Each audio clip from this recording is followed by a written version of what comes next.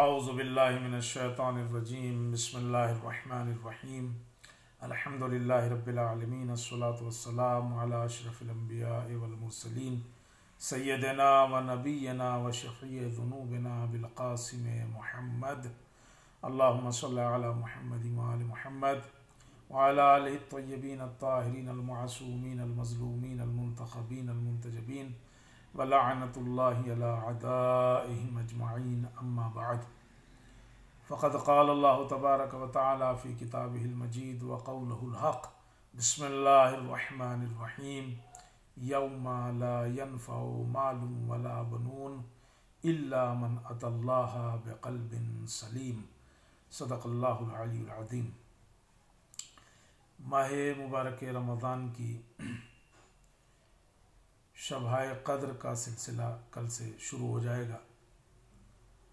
उसकी शुरू की जो दो शब हैं, जो दो रातें हैं, 19 की शब और इसी तरह 21वीं शब, उनमें बहुत सी दुआएं हैं जो पढ़ी जाती हैं। उनमें से एक दुआ जो अक्सर जगहों पर पढ़ी जाती है वो है मुनाजात इमाम अली अलैहिस्सलातु वस्सलाम। यकीनन कल 19वीं की शब होगी और ज़्यादातर लोग इस मुनाजात को इमाम की जो है वो पढ़ेंगे। इसलिए मैं आज इसके सिलसिले से थोड़ी सी गुफ्तगू जो है वो करना चाहता हूँ ताकि हमें ये अंदाज़ा रहे कि हम क्या पढ़ रहे हैं। ये मुनाजात जो इमाम अली के से मंसूब है, इसे आप मस्जिद कूफा में माह रमज़ान में सहर के वक्त जो है वो पढ़ा करते थे। सहर के वक्त माह रमज़ान में इमाम जो है वो इस दुआ की तिलावत किया करते थे, इस मुनाजात को किया करते थे। और इसीलिए आप देखें कि जब आप मस्जिद कूफा जाते हैं तो वहाँ के जो आमाल हैं उनमें से एक अमल ये भी है कि इस मुनाजात को जो है वहाँ पढ़ा जाए।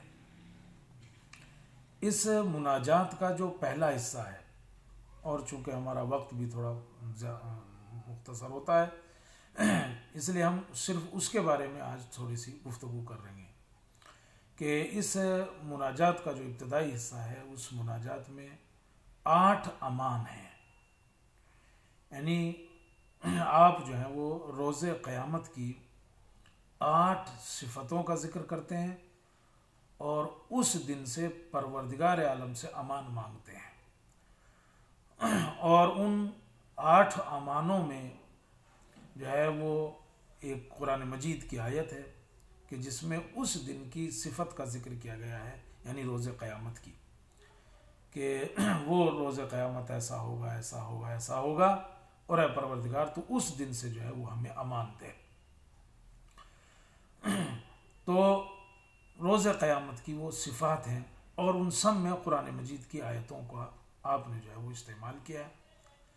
उनमें से पहली अमान कि जिसकी तरफ आपने इशारा किया है, आप फरमाते हैं कि अल्लाहुम्मा इन्नी अस्अलुकल अमाना यौम ला यनफ़उ मालुन वला बनून।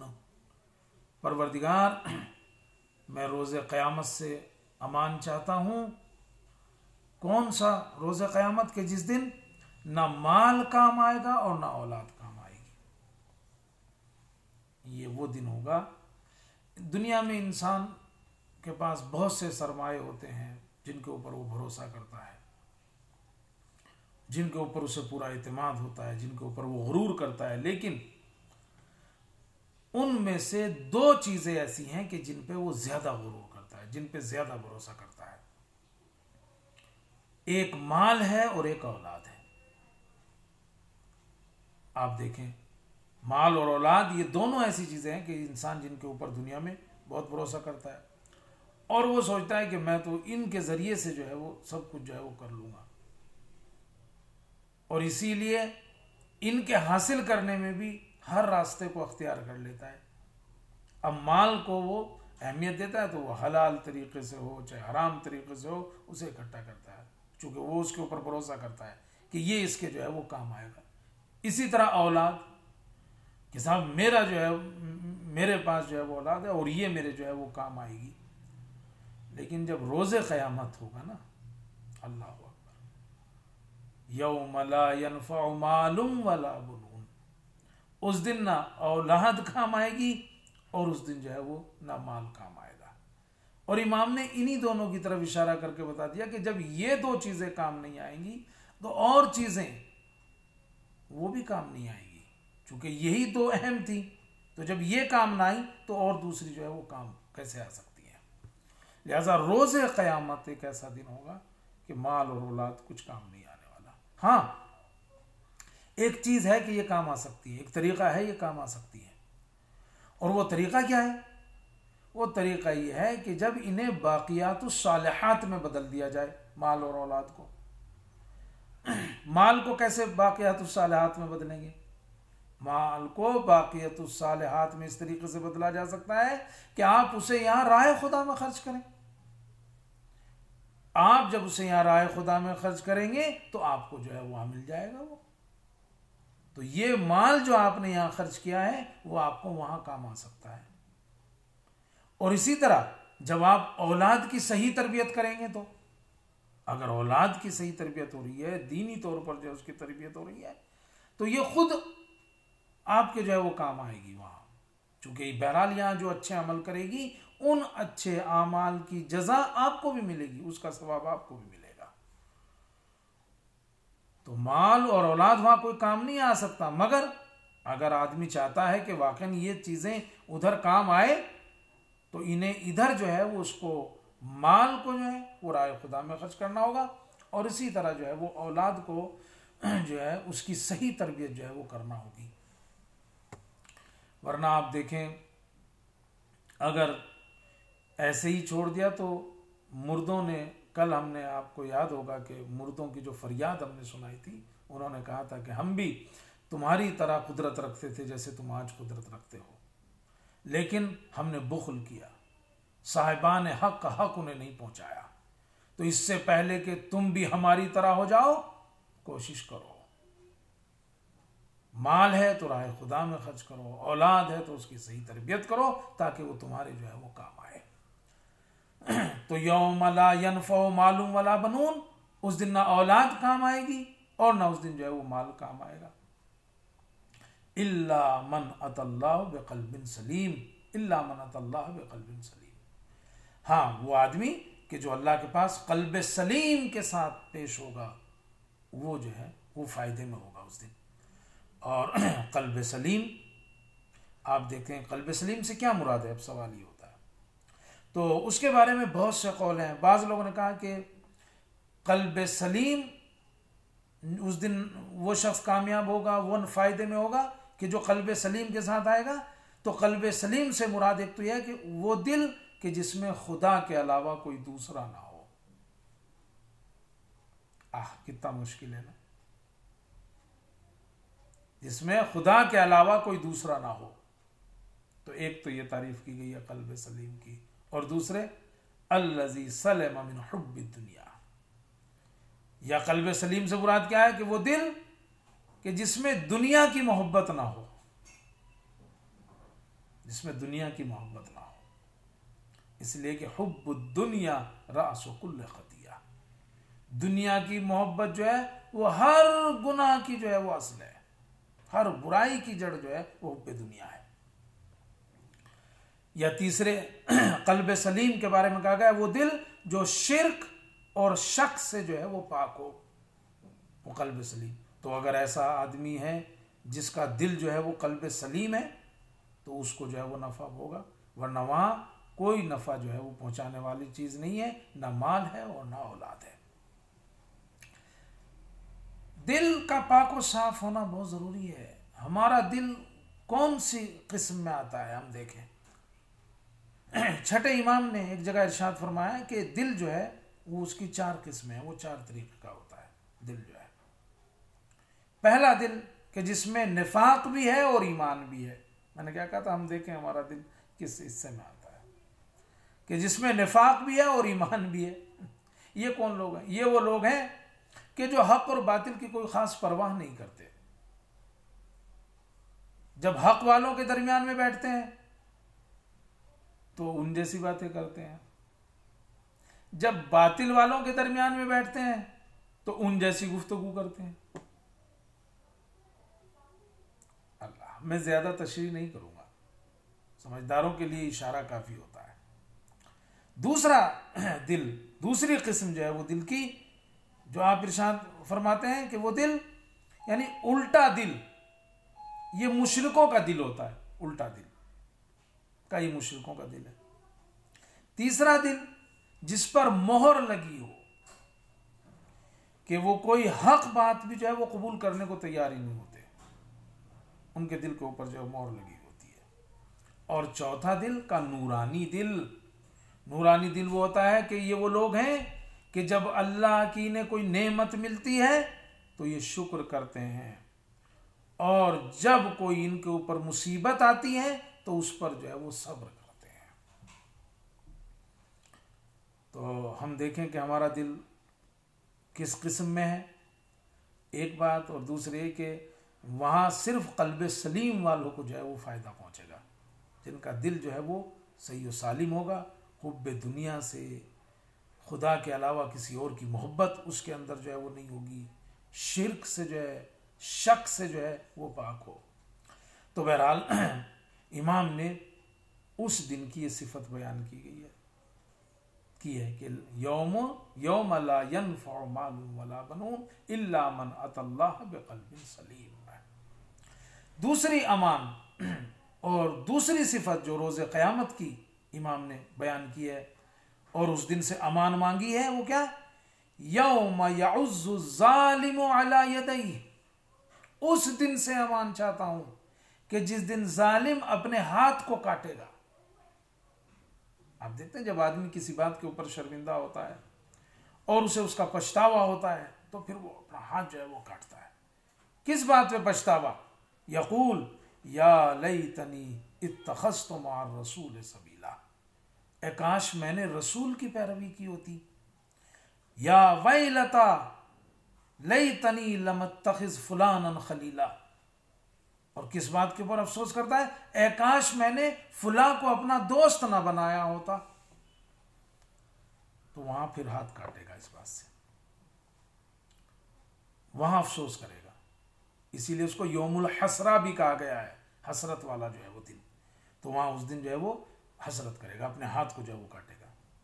मेरे अजीजों, ये बहुत ज़रूरी है कि हम यहाँ दुनिया में किसको दोस्त बना रहे हैं, किसके साथ उठ बैठ कर रहे हैं, किसके साथ जो है वो अपना वक्त गुजार रहे हैं। वरना वहां हसरत के अलावा कुछ नहीं होगा अगर यहाँ इसको जो हमने देखभाल के अंजाम नहीं दिया। जनाब ईसा से किसी ने पूछा कि दोस्त किसे बनाए, किसके साथ उठ बैठ रखें?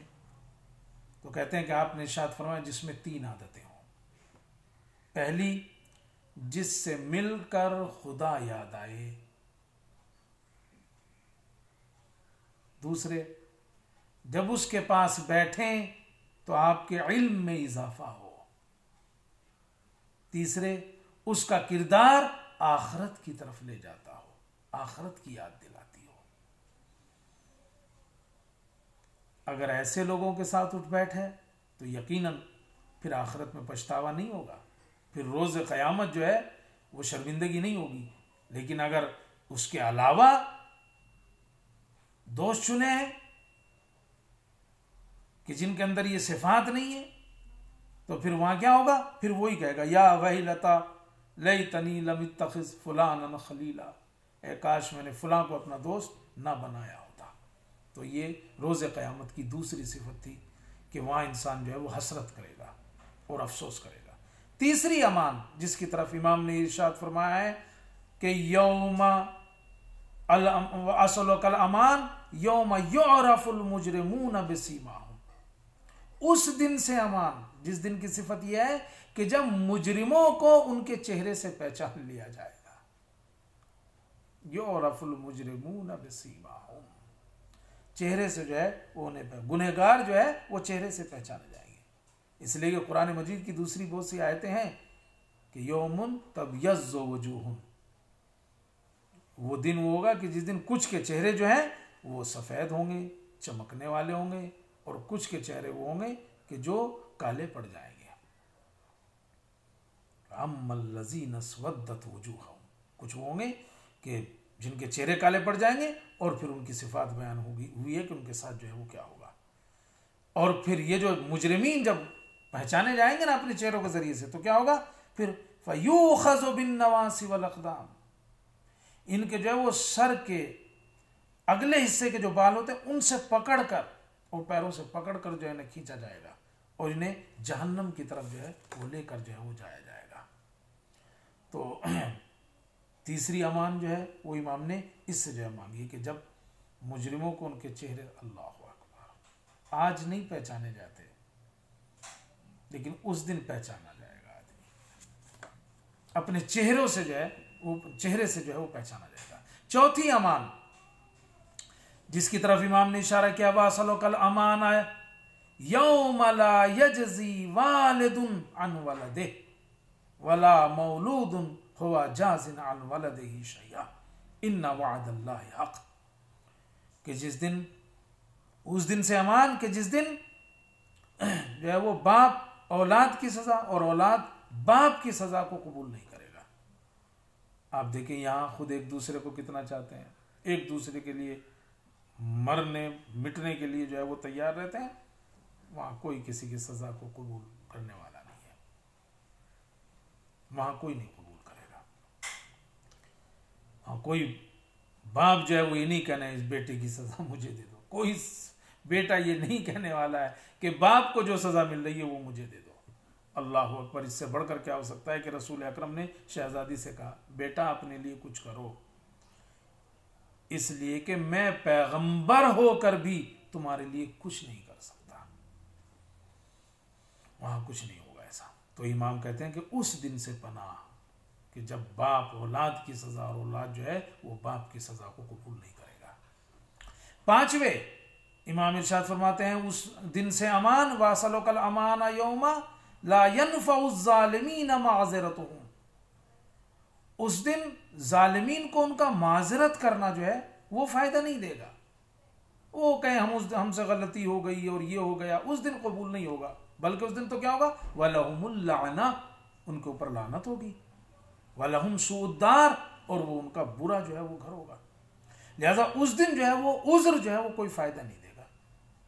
अगर कुछ किया है, वो गलती हुई है, तो उसकी तो गलती यहां मांगनी है ना, उसकी तो माफी यहां मांगनी है, वहां उज़्र पेश करने से कोई फायदा नहीं होगा और वहां कोई उज़्र सुनने वाला है ही नहीं। पांचवें इमाम ने इरशाद फरमाया है कि जब फरिश्ते गुनाहगार को खींचकर जहन्नम की तरफ ले जा रहे होंगे तो वो चीखेगा, मारेगा, लेकिन फरिश्ते कहेंगे कि इस चीखने और चिल्लाने का कोई फायदा नहीं है, यहां तुम्हारी आवाज का सुनने वाला जो है वो कोई नहीं है, यहां कोई तुम्हारी माजरत और उज़्र को जो है वो सुनने वाला नहीं है। छठी चीज जिसकी तरफ इमाम ने इशारा किया, वसअलकल अमाना यौम ला तमलिकु नफ्सुन लिनफ्सिन शैआ, इस दिन जो है कोई चीज जो है वो काम आने वाली नहीं है, कोई किसी चीज का मालिक ही नहीं होगा उस दिन, कोई भी आदमी किसी चीज का मालिक नहीं होगा। दुनिया में अगरचे दुनिया में भी मालिक नहीं था, लेकिन एतबारी और मजाजी तौर पर कहता था ये मेरा है, ये मेरा है, ये मेरा है, मगर वहां तो कोई मालिक ही नहीं होगा किसी चीज का, वहां कोई काम नहीं आने वाली ये चीज, कोई जो है वो किसी चीज का मालिक नहीं होगा। जनाब बहलोल ने क्या बात कही है। जनाब बहलोल जो है वो एक दिन कब्रिस्तान में थे, हाथ में डंडी थी और कब्रों के ऊपर मार रहे थे और कह रहे थे झूठा झूठा झूठा। तो किसी ने देखा और उनसे कहा ये क्या कर रहे हो, कब्रों के ऊपर डंडे बरसा रहे हो और उनसे कह रहे हो कि झूठा है झूठा है। आपने कहा सही तो कह रहा हूं, इसलिए कि जब ये इस दुनिया में थे तो हर चीज को कहते थे ये मेरी है, ये मेरी है, लेकिन जब इस दुनिया से गए तो कुछ लेके तो नहीं गए, सब यहीं छोड़ के गए। अगर इनका था तो लेके क्यों नहीं गए? तो वहां कोई किसी चीज का मालिक नहीं होगा, वहां तो क्या, वल अम्रु यौमइज़िन लिल्लाह, सब कुछ अल्लाह का होगा। दुनिया में भी सब कुछ अल्लाह का है, मगर वहां सब पे जाहिर हो जाएगा, इसीलिए आवाज लगेगी, पूछा जाएगा लिमनिल मुल्कुल यौम, आज किसकी हुकूमत है?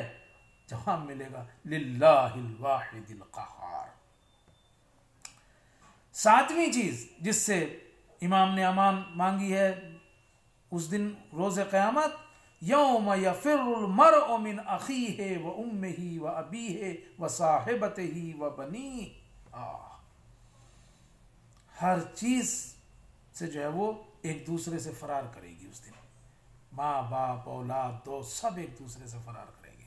क्यों फरार करेंगे उस दिन? बड़ा होलनाक दिन होगा। कहते हैं क्यों होलनाक? इसलिए फरार करेंगे, बड़ा होलनाक मंजर होगा, किसी को किसी की नहीं पड़ी होगी। दूसरी वजह बताई गई है कि वो सोचेगा कि शायद वो मुत्तकी नहीं है, उनको सजा मिल रही है, कहीं उनके चक्कर में मुझे भी जो है वो सजा ना मिल जाए, लिहाजा सब फरार करेंगे। तीसरा बताया गया कि वो डरेगा, एक दूसरे से डरेंगे लोग कि कहीं उनका हक मेरी गर्दन पर ना हो और वो मुझसे अपना हक जो है वो मांग ना ले।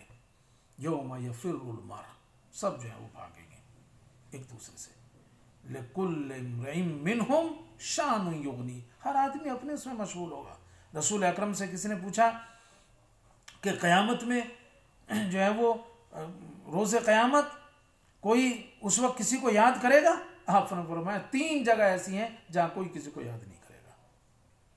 पहली, मीज़ान के वक्त जब आमाल तोले जा रहे होंगे, हर एक को अपने आमाल की जो है वो पड़ी होगी। दूसरे, पुल सरात से जब गुजरने की बात होगी, वो खुद सोच रहा होगा पता नहीं मैं गुजर पाऊंगा कि नहीं गुजर पाऊंगा। और तीसरे, जब नामा आमाल को उसके हाथ में दिया जा रहा होगा, उसे पता नहीं होगा, वो सोच रहा होगा दाहिने हाथ में दिया जाएगा या बाएं हाथ में जो है वो इन नामा आमाल को दिया जाएगा। इसलिए कहा वलिकुल्लि इम्रिइन मिनहुम यौमइज़िन शानुन युगनी, हर एक अपने उसमें जो है वो पड़ा होगा। और आखिरी बात, 8वीं चीज कि जिससे इमाम ने अमान मांगी है, वासलुकल अमाना यौमा यवद्दुल मुजरिमु लो यफ्तदी मिन अज़ाब यौमइज़िन बिबनीहि व साहिबती। क्या मुमकिन है कि मैं औलाद, दोस्त, कबीला सब कुछ दे दूं और मुझे अजाब से निजात मिल जाए? उस दिन मुजरिम चाहेगा कि ये सब कुछ ले लो और मैं सब कुछ, बल्कि यही सब कुछ नहीं, वमन फिल अर्ज़ जमिया, जो भी इस जमीन के अंदर है, सुम्मा नुंजी, और मुझे जो है वो सुम्मा यंजी, और फिर मुझे निजात मिल जाए? नहीं, आवाज आएगी कल्ला इन्नहा लज़्ज़ा नज़्ज़ाअतन लिश्शवा। नहीं, आज कुछ ऐसा होने वाला नहीं है।